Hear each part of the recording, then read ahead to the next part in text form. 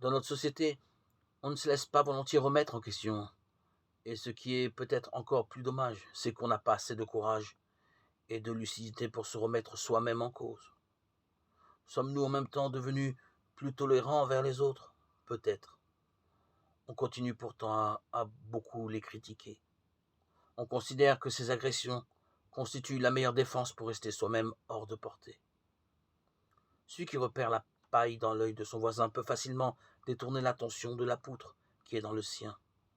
Mais naturellement, ce n'est pas honnête, ni vis-à-vis des autres, ni vis-à-vis de soi-même. De plus, on fait souffrir l'autre inutilement en lui enlevant la paille, car la poutre nous empêche de bien voir.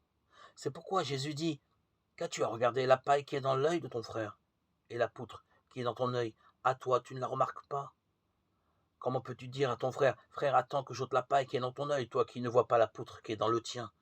Homme au jugement perverti, ôte d'abord la poutre de ton œil, et alors tu verras clair pour ôter la paille qui est dans l'œil de ton frère.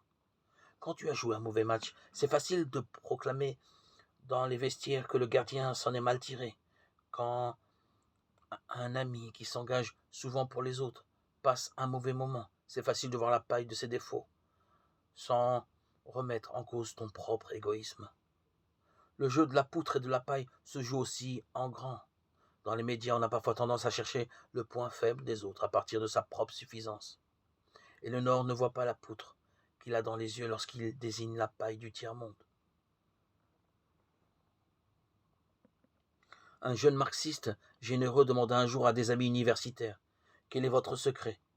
Ils ont répondu qu'ils vivaient une parole de l'évangile chaque mois, que chaque mois ils essayaient de mieux voir leur poutre plutôt que la paille des autres. Cette rencontre a changé la vie de cet homme. Il a pris conscience de ce que le monde nouveau prend racine dans son propre cœur.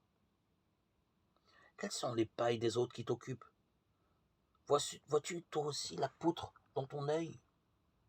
Qu'il est difficile, Seigneur, de voir en son propre cœur, qu'il m'est difficile de me regarder avec des yeux clairs et libres, en rendant grâce pour ce qu'il y a de bon en moi, mais conscient aussi de ce qui trouble mon cœur.